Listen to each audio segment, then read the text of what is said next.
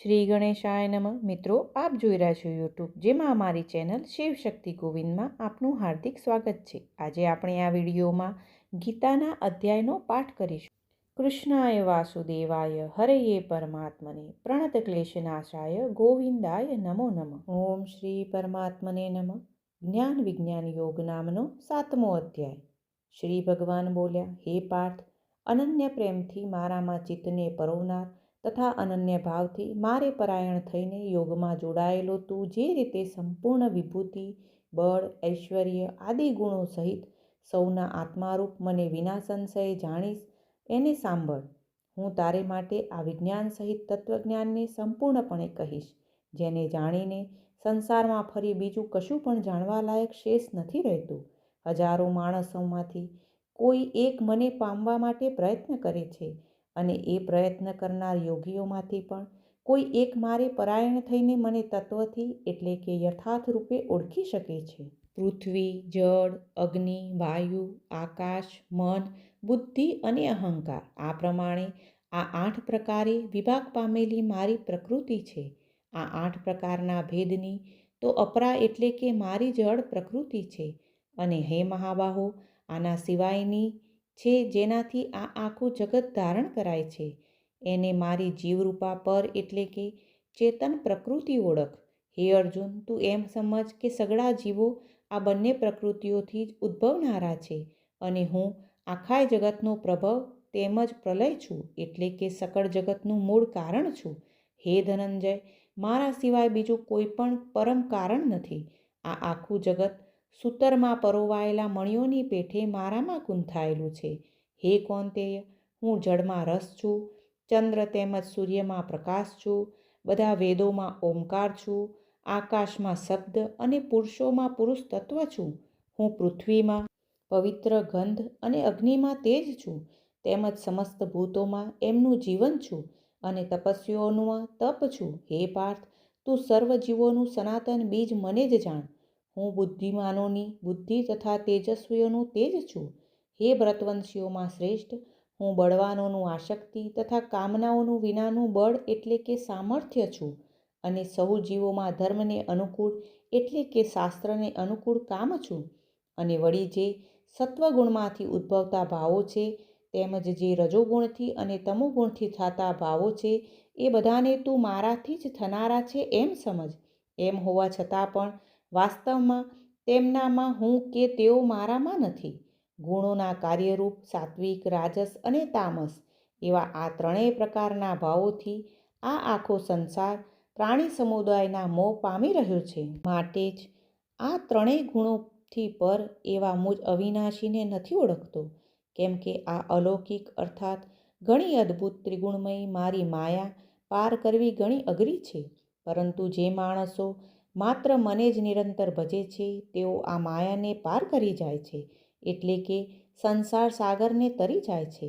માયા વડે જેમનું જ્ઞાન હરાયેલું છે, એવા આસુરી સ્વભાવને ધરી રાખનાર મનુષ્યોમાં અધમ દૂષિત કર્મ કરનાર મૂઢજનો મને નથી ભજતા.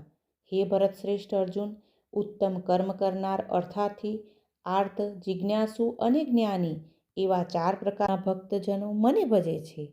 એમનામાંથી હંમેશા મારામાં એકાત્મ ભાવે સ્થિત અનન્ય પ્રેમ ભક્તિ રાખનાર જ્ઞાની ભક્ત ઘણો શ્રેષ્ઠ છે. કેમ કે મને તત્વથી ઓળખનાર જ્ઞાનીને હું અત્યંત પ્રિય છું, અને એ જ્ઞાની મને અત્યંત પ્રિય છે. આ બધાય ભક્તો ઉદાર છે, છતાં એ સર્વેમાં જ્ઞાની તો સાક્ષાત મારું સ્વરૂપ જ છે એવો મારું મત છે. કેમ કે એ મારામાં જ મન તથા બુદ્ધિ રાખનાર જ્ઞાની ભક્ત અતિ ઉત્તમ ગતિ સ્વરૂપ એવા મારામાં જ સમ્યક રીતે સ્થિત છે. ઘણા જન્મો પછીના અંતિમ જન્મમાં તત્વજ્ઞાન પામેલો માણસ સર્વ કાંઈ વાસુદેવ જ છે એવા ભાવે મને ભજે છે. એ મહાત્મા ઘણો દુર્લભ છે. અમુક અમુક ભાગોની કામના વડે જેમનું જ્ઞાન હરાઈ ચૂક્યું છે, એ માણસો પોતાના સ્વભાવથી પ્રેરાઈને અમુક અમુક નિયમને ધારણ કરી અન્ય દેવતાઓને ભજે છે, એટલે કે ઉપાસે છે. જે સકામ ભક્ત જે દેવતાના સ્વરૂપને શ્રદ્ધાથી પૂજવા ઈચ્છે છે, તે ભક્તની શ્રદ્ધાને હું એ જ દેવતા પ્રત્યે દ્રઢ કરું છું. એ માણસ એ શ્રદ્ધાથી યુક્ત થઈ એ દેવતાનું પૂજન કરે છે અને એ દેવતા પાસેથી મારા વડે જ વિધાન કરેલા એ ઈચ્છેલા ભોગોને નિસંદેહ પામે છે. પરંતુ એ અલ્પબુદ્ધિજનોનું તે ફળ નાશવંત હોય છે. તેમજ એ દેવતાઓને પૂજનાર જનો દેવતાઓને પામે છે. જ્યારે મારા ભક્તો ભલે ગમે તેમ ભજે, છેવટે તેઓ મને જ પામે છે. અજ્ઞાનીઓ મારા સર્વશ્રેષ્ઠ અવિનાશી પરમ ભાવને નહીં ઓળખીને અવ્યક્ત અર્થાત મન ઇન્દ્રિયોથી પર એવા મુજ સચ્ચિદાનંદ ઘન પરમાત્માને માણસની પેઠે જન્મ લઈને વ્યક્તિભાવને પામનાર માને છે. પોતાની યોગમાયા વડે ઢંકાયેલો હું સૌને પ્રત્યક્ષ નથી થતું. માટે આ અજ્ઞાની જન સમુદાય મુજ અજન્મા અવિનાશી પરમેશ્વરને નથી ઓળખી શકતો, એટલે કે મને જન્મ મરણશીલ સમજે છે. હે અર્જુન, પૂર્વે થઈ ગયેલા અને વર્તમાનમાં હયાત તથા ભવિષ્યમાં થનાર સર્વભૂતોને હું જાણું છું, પરંતુ મને કોઈ પણ શ્રદ્ધા ભક્તિ વિનાનો માણસ નથી જાણી શકતો. હે ભરતવંશી અર્જુન, સંસારમાં ઈચ્છા અને દ્વેષથી ઉદ્ભવેલા સુખ દુઃખ આદિ દ્વંદ્વ સ્વરૂપ મોહને લીધે સઘળા પ્રાણીઓ અત્યંત અજ્ઞાનતાને પામી રહ્યા છે. પરંતુ નિષ્કામ ભાવે ઉત્તમ કર્મોનું આચરણ કરનારા જે માણસોનું પાપ નષ્ટ થઈ ચૂક્યું છે, એ રાગ દ્વેષ જનિત દ્વંદ્વ સ્વરૂપ મોહથી મુક્ત થયેલા દૃઢ નિશ્ચયી ભક્તો મને સર્વ રીતે ભજે છે. જેઓ મારા શરણે થઈને જરા અને મરણમાંથી છૂટવા માટે પ્રયત્ન કરે છે, એ માણસો એ બ્રહ્મને, સમગ્ર અધ્યાત્મને તેમજ સંપૂર્ણ કર્મને ઓળખી લે છે. જે માણસો અધિભૂત અને અધિદૈવ સહિત તેમજ અધિયજ્ઞ સહિત સૌના આત્મા સ્વરૂપ મને અંતકાળે ઓળખી લે છે, એ મારામાં ચિત્ત પરોવેલા માણસો મને જ ઓળખી લે છે, એટલે કે પામી જાય છે. શ્રી કૃષ્ણ અને અર્જુનના સંવાદમાં શ્રીમદ્ ભગવદ્ ગીતા રૂપી ઉપનિષદ અને બ્રહ્મવિદ્યા તથા યોગશાસ્ત્ર વિષયનો જ્ઞાન વિજ્ઞાન યોગ નામનો 7મો અધ્યાય સમાપ્ત. ઓમ શ્રી પરમાત્મને નમઃ. શ્રીમદ્ ભગવદ્ ગીતાના 7મા અધ્યાયનું મહાત્મય. ભગવાન શિવ કહે છે, પાર્વતી, હવે હું 7મા અધ્યાયનું મહાત્મય જણાવું છું, જેને સાંભળીને કાનમાં અમૃત ભંડાર ભરાઈ જાય છે. પાટલીપુત્ર નામનું એક દુર્ગમ નગર છે, જેનું ગોપુર ઘણું ઊંચું છે. એ નગરમાં શંકુકર્ણ નામનો એક બ્રાહ્મણ રહેતો હતો. એણે વૈશ્યવૃત્તિનો આશ્રય લઈને ઘણું ધન કમાયું, પરંતુ ન તો કદી પિતૃઓનું તર્પણ કર્યું કે ન તો દેવતાઓનું પૂજન.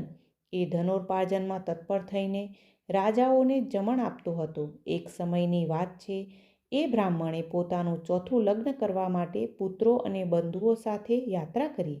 માર્ગમાં અડધી રાતના સમયે જ્યારે એ ઊંઘી રહ્યો હતો, ત્યારે એક સર્પે ક્યાંકથી આવીને એના હાથમાં ડંખ માર્યો. ડંખ મારતા જ એ બ્રાહ્મણની એવી દશા થઈ ગઈ કે મણિ, મંત્ર અને ઔષધિ વગેરેથી પણ એના શરીરની રક્ષા અસાધ્ય જણાઈ. ત્યાર પછી થોડીક જ ક્ષણોમાં એના પ્રાણ જતા રહ્યા. ઘણા સમય પછી એ પ્રેત સર્પ યોનિમાં જન્મ્યો. એનું ચિત્ત ધનની વાસનામાં બંધાયેલું હતું. એણે પૂર્વ ઘટનાનું સ્મરણ કરીને વિચાર્યું, મેં જે ઘરની બહાર કરોડની સંખ્યામાં પોતાનું ધન દાટી રાખ્યું છે, એનાથી આ પુત્રોને વંચિત કરીને હું જાતે જ એની રક્ષા કરીશ. એક દિવસ સાપની યોનિથી પીડાઈને પિતાને સ્વપ્નમાં પોતાના પુત્રો સમક્ષ આવીને પોતાનો મનોભાવ જણાવ્યો. ત્યારે એના નિરંકુશ પુત્રોએ સવારે ઉઠીને મોટા વિસ્મય સાથે એકબીજાની સ્વપ્નની વાતો કહી. એ પુત્રોમાંથી વચેટ પુત્ર કોદાળી હાથમાં લઈને ઘરમાંથી નીકળ્યો અને જ્યાં એના પિતા સર્પયોની ધારણ કરીને રહેતા હતા એ સ્થાને ગયો. જો કે એને દાટેલા ધનની જગ્યાની બરાબર જાણ હતી નહીં, છતાં પણ એણે ચિહ્નોથી એનો પાકો નિશ્ચય કરી લીધો અને લોભ બુદ્ધિથી ત્યાં પહોંચીને રાફડાને ખોદવાનું આરંભ્યું. ત્યારે એ રાફડામાંથી ઘણો ભયાનક સાપ પ્રગટ્યો અને બોલ્યો, અરે ઓ મૂઢ, તું કોણ છે? કેમ આવ્યો છે? શા માટે દર ખોદી રહ્યો છે? કે પછી કોણે તને મોકલ્યો છે? આ બધી વાતો મારી સામે જણાવ. પુત્ર બોલ્યો, હું આપનો પુત્ર છું. મારું નામ શિવ છે. હું રાત્રે જયેલા સ્વપ્નની વિસ્મિત થઈને અહીંનું સુવર્ણ લેવાની કુતૂહલતાથી આવ્યો છું. પુત્રની આ વાત સાંભળીને એ હસતો હસતો ઊંચા અવાજે આ સ્પષ્ટ વચનો બોલ્યો, જો તું મારો પુત્ર છે તો મને સત્વરે બંધનમાંથી મુક્ત કર. હું પૂર્વજન્મના દાટેલા ધન માટે જ સર્પયોનીમાં જન્મ્યો છું. પુત્રે પૂછ્યું, પિતાજી, આપની મુક્તિ કેવી રીતે થશે? એનો ઉપાય મને જણાવો, કેમ કે હું આ રાત્રે સૌને છોડીને આપની પાસે આવ્યો છું. પિતાએ કહ્યું, દીકરા, ગીતાના 7મ અધ્યાય સિવાય મને મુક્ત કરવામાં તીર્થ, દાન, તપ અને યજ્ઞ પણ બધી રીતે સમર્થ નથી. માત્ર ગીતાનો 7મો અધ્યાય જ પ્રાણીઓના ગળપણ, મૃત્યુ વગેરે દુઃખને દૂર કરનારો છે. પુત્ર, મારા શ્રાદ્ધના દિવસે 7મ અધ્યાયનો પાઠ કરનાર બ્રાહ્મણને શ્રદ્ધાપૂર્વક ભોજન કરાવ. એનાથી નિસંદેહ મારી મુક્તિ થઈ જશે. વત્સ, પોતાની શક્તિ અનુસાર પૂર્ણ શ્રદ્ધા સાથે વેદ વિદ્યામાં પ્રવીણ બીજા બ્રાહ્મણોને પણ ભોજન કરાવજે. સર્પયોનીમાં પડેલા પિતાજીના આ વચનો સાંભળીને બધા પુત્રોએ એની આજ્ઞા અનુસાર એટલું તથા એનાથી પણ વધુ કર્યું. ત્યારે શંકુકર્ણે પોતાના સર્પ શરીરને ત્યજીને દિવ્ય દેહ ધારણ કર્યો અને બધું ધન પુત્રોને અધીન કરી દીધું. પિતાજીએ કરોડની સંખ્યામાં જે ધન વહેંચીને આપ્યું હતું એનાથી એ સદાચારી પુત્રો ઘણા પ્રસન્ન થયા. એમની બુદ્ધિ ધર્મમાં પરોવાયેલી હતી, માટે એમણે વાવડી, કૂવો, પોખર, યજ્ઞ અને દેવ મંદિર બનાવવા માટે એ ધનનો ઉપયોગ કર્યો તથા અન્નક્ષેત્ર પણ બનાવડાવ્યું. ત્યાર પછી 7મ અધ્યાયનો સદા જપ કરતાં કરતાં એમણે મોક્ષ મેળવ્યો. પાર્વતી, આ તમને 7મ અધ્યાયનું મહાત્મ્ય જણાવવામાં આવ્યું છે, જેના શ્રવણ માત્રથી મનુષ્ય સર્વ પાતકોમાંથી મુક્ત થઈ જાય છે. શ્રીમદ્ ભગવદ્ ગીતાના 7મા અધ્યાયનું મહાત્મ્ય સમાપ્ત.